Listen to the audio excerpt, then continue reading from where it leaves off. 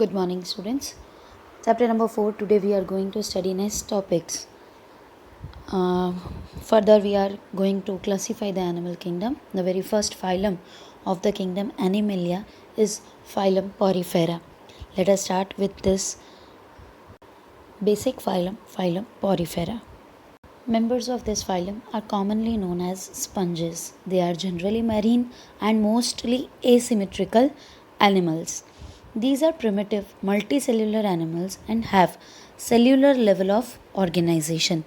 Sponges have a water transport or canal system. This is the peculiarity of this phylum, that they have water canal system. Water enters through the minute pores known as ostia in the body wall into the central cavity. The cavity is known as spongocoel. We have already studied that body cavity is called coelom. Since this coelom is present in sponges, the body cavity of sponges is known as spongocoel, from where it goes out through the osculum. Osculum is the opening, while ostia are the minute pores. This pathway of water transport is helpful in food gathering, respiratory exchange, and removal of waste. Choanocytes or collar cells, another peculiar characteristic of this phylum, are the cells that line the spongocoel and the canal. The digestion is intracellular, means the digestion will occur inside the cells. The body is supported by a skeleton made up of spicules or spongin fibers. Sexes are not separate. That is, the organisms are known as hermaphrodites. Eggs and sperms are produced by the same individual. Sponges reproduce asexually by fragmentation and sexually by formation of gametes.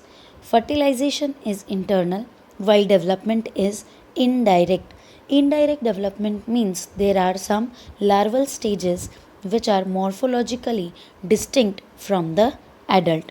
So, from the eggs or from the zygote, they produce different kinds of stages, larval stages, and finally give rise to the adult organism. Let us see in the diagram how the different structures are present in sponges. We can see pores, ostia in the wall of the sponges, the cavity, central cavity, spongocoel, and the mouth-like structure, osculum. In the body wall of the sponges, we can see collar cells, amoeboid cells, epidermal cells, spicules, pores known as ostia, and mesohyles. Some common examples of sponges are cycon, euspongia, spongilla, etc. Cycon is also known as Scypha, spongilla as freshwater sponge, and euspongia as bath sponge. Next phylum is phylum Coelenterata, which is also known as phylum Cnidaria. They are aquatic, mostly marine, sessile that is attached to the substratum, or free swimming, radially symmetrical animals. The name Cnidaria is derived from the cells present in the members known as cnidoblast or cnidocytes. These contain stinging capsules or nematocysts. They are present on the tentacles and the body. Cnidoblasts are used for anchorage, defense, and for capturing the prey. Cnidarians exhibit tissue level of organization and are diploblastic. They have a central gastrovascular cavity with a single opening mouth that is also known as hypostome.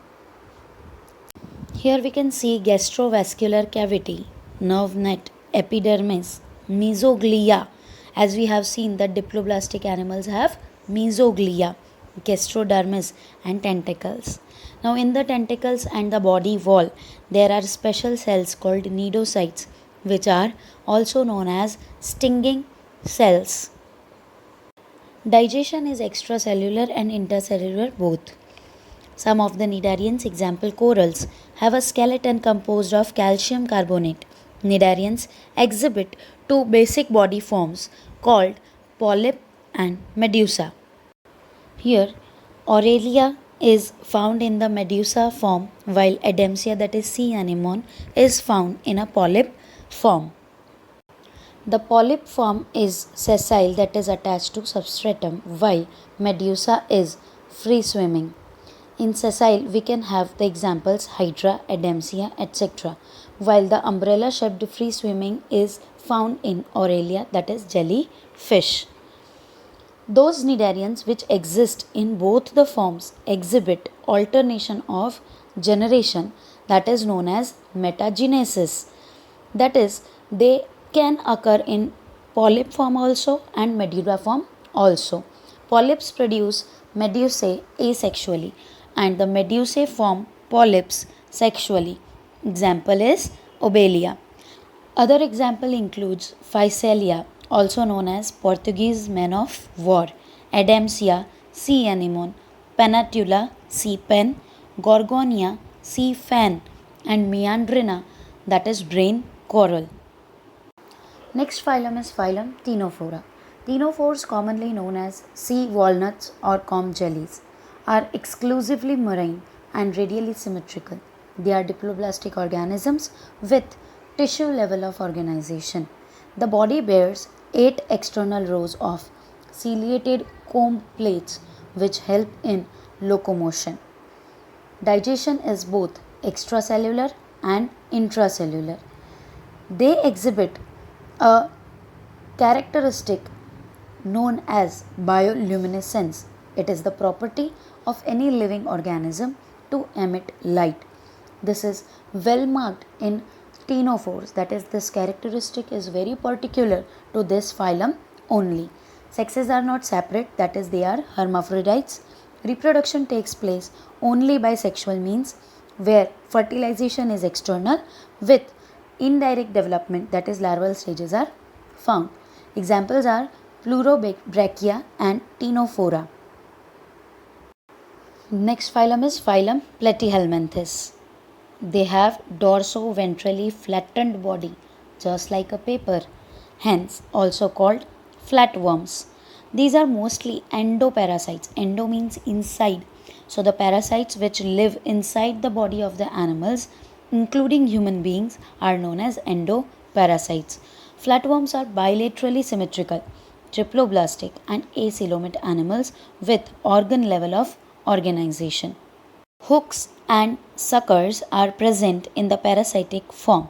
Some of them absorb nutrients from the host, while some of them absorb nutrients from the host directly through their body surface. Specialized cells called phlegm cells help in osmoregulation and excretion.